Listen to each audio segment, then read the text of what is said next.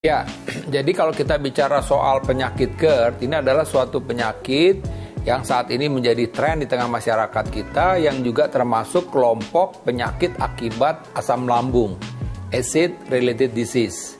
Ya, ini GERD. Jadi ada suatu keadaan di mana pasien tersebut merasakan panas dada seperti terbakar dan mulutnya pahit, dan ini terjadi karena memang adanya isi lambung itu yang balik arah dari lambung ke kerongkongan.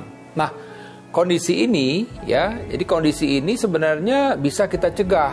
Nah, bagaimana kita mencegahnya? Pertama adalah kita menghindarin makanan-makanan yang meningkatkan produksi asam lambung. Ya, seperti misalnya makanan yang mengandung kafein, itu yang utama. Kemudian kita juga menghindari makanan-makanan yang menyebabkan pengosongan lambung menjadi terlambat atau adanya pelemahan klep pada antara kerongkongan dan lambung kita. Jadi seperti misalnya makanan yang mengandung coklat dan keju. Nah, kemudian juga di satu sisi gaya hidup misalnya. Jadi kebiasaan-kebiasaan yang habis makan langsung tidur misalnya, itu pun juga akan menginjus terjadinya reflux tersebut, balik arah tersebut. Dan kemudian juga kegemukan. Kegemukan juga akan menyebabkan reflux itu juga mudah terjadi. Dan satu lagi tentu aktivitas olahraga. Jadi olahraga mesti teratur. Nah, konsumsi alkohol harus dikurangi dan juga konsumsi rokok harus dikurangi. Jadi ini kondisi-kondisi yang bagaimana kita bisa mencegah agar GERD kita itu tidak kambuh dan GERD itu bisa terkendali dan kita bisa terbebas dari GERD kita. Oh, jadi penyakit GERD ini diakibatkan oleh asam lambung yang berbalik arah dari lambung ke kerongkongan ya. Lalu bagaimana cara mengatasi GERD saat menyerang penderitanya? Prinsipnya di dalam menangani pasien-pasien dengan permasalahan lambung ini ada dua hal. Pertama adalah memang perubahan gaya hidup. Tadi jadi harusnya dia mengurangi konsumsi yang meningkatkan produksi asam lambung seperti tadi kafein, itu harus dihindari. Kemudian juga bahwa faktor stres itu juga bisa menyebabkan kecemasan, itu menyebabkan produksi asam lambung meningkat. Jadi dia harus pengendalian diri. Kemudian tadi yang saya sebutkan bahwa dia harus mengontrol berat badan kita. Jadi ini hal-hal yang memang harus diperhatikan gaya hidup ini. Kemudian juga tentu obat-obatan. Obat-obatan adalah obat-obatan untuk mengurangi produksi asam lambung. Nah, jadi dengan gaya hidup, kemudian dengan menggunakan obat-obat untuk menurunkan produksi asam lambung, dan yang terpenting juga harus diketahui oleh masyarakat, biasanya kita butuh waktu juga untuk menekan produksi asam lambung tersebut. Artinya pengobatan itu harus jangka panjang. Jadi paling tidak itu sekitar 6-8 minggu. Nah biasanya pasien itu merasa 2 minggu sudah enak, dia nggak kontrol lagi ke dokter. Jangan, karena untuk menekan benar-benar produksi asam lambung yang benar-benar untuk proses penyembuhan dari penyakit asam lambung kita itu membutuhkan waktu paling tidak 6-8 minggu.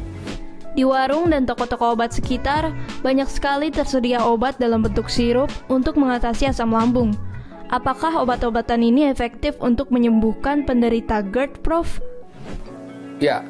Jadi kalau kita lihat obat-obat untuk mengatasi permasalahan lambung kita ini memang bermacam-macam. Jadi pertama adalah obat yang sifatnya untuk menetralkan asam lambung. Jadi itu seperti yang antasida. Nah, antasida ini memang ada bentuk sirup. Nah, ketika saya tanyakan kepada pasien, memang kadang-kadang pasien yang maunya yang tablet atau yang sirup.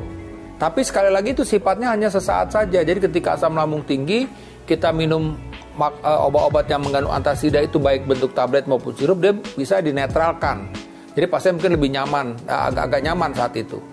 Nah, kemudian ada lagi obat yang memang sifatnya melapisi dinding lambung. Itu namanya sukralfat. Ada yang bentuknya tablet, ada yang bentuknya sirup. Itu pun juga kerjanya hanya pelapis. Nah, yang utama justru adalah obat-obat yang bekerjanya untuk menekan produksi asam lambung. Seperti dulu ada kelompok obat yang disebut ranitidin.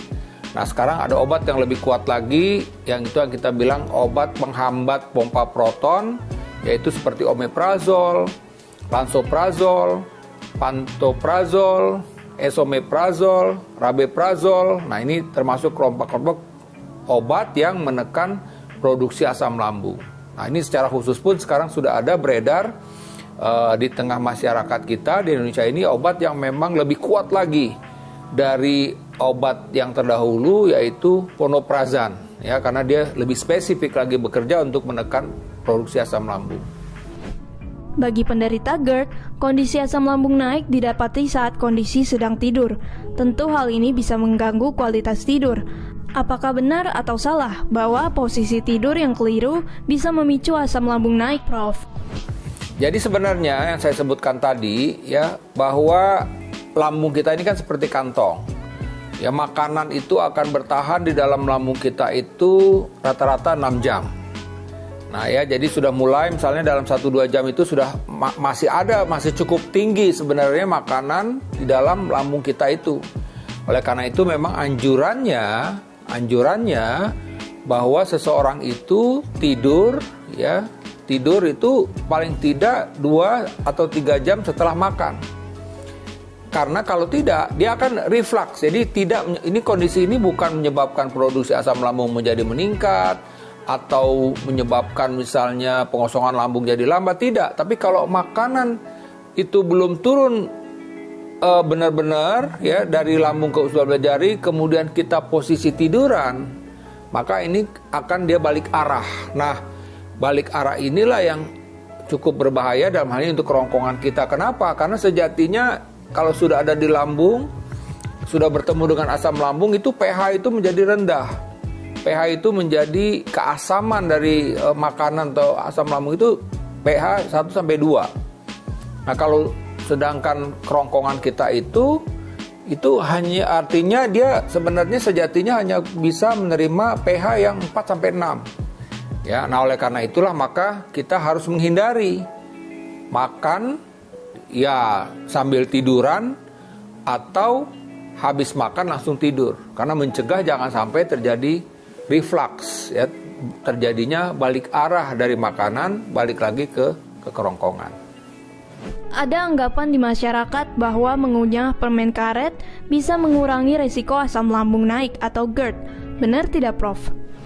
Ya, sebenarnya hal yang mesti diperhatikan bahwa proses pengunyahan permen karet itu akan meningkatkan gas kita sebenarnya. Ya, seperti kita bicara seperti ini ada udara yang masuk ke dalam lambung kita sebenarnya, sejatinya demikian. Jadi begitupun juga kalau kita sering mengkonsumsi permen karet gitu ya, dengan cara mengunyah itu.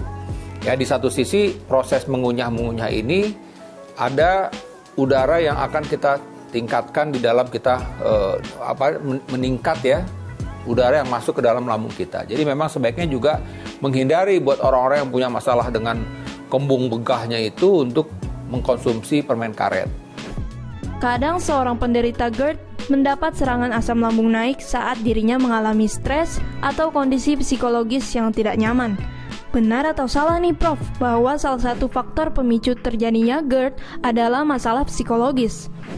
Jadi seperti saya sebutkan tadi bahwa kadar asam lambung kita itu juga bisa tergantung dari faktor kecemasan ya, atau anxiety ya pada tubuh kita. Jadi kalau kita cemas, ini produksi asam lambung menjadi meningkat. Jadi oleh karena itulah salah satu metode di dalam pengobatan orang dengan masalah dengan asam lambung ini adalah kita usahakan untuk lebih tenang. Nah, makanya kemarin kita misalnya pada saat puasa Ramadan itu pasien-pasien yang sakit lambung itu menurun ya kekambuhannya. Bahkan ada sebagian yang merasa dia lebih nyaman sekali pada saat dia berpuasa Ramadan. Karena apa tadi? Salah satunya adalah ketika dia berpuasa Ramadan kan dia juga meningkatkan ibadah kepada Yang Maha Kuasa. Dirinya akan lebih tenang, ya, pengendalian dirinya lebih baik. Jadi oleh karena itulah maka salah satu hal yang penting ketika kita mengalami masalah dengan lambung kita ini adalah mengurangi kecemasan kita. Nah, karena memang saya mendapatkan pasien-pasien yang Terus terang saja ketika asam lambung itu naik, dia rasa seperti tercekik, rasa bahkan ada yang bilang, waduh saya mau mati dok, segala macam. Nah itu tentu saja di saat itu maka kunci yang paling baik adalah kita tenang. Ya macam-macam ya, tentu berbagai macam agama menganjurkan bagaimana kita membuat tenang, berdoa. Ya oke, misalnya untuk Islam dia berzikir misalnya.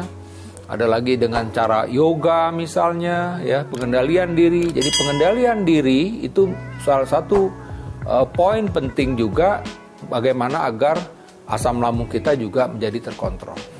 Ya, demikian informasi saya bagaimana kita mensiasati penyakit GERD kita. Saya Profesor Arif Haryalsam, sampai jumpa pada episode berikutnya.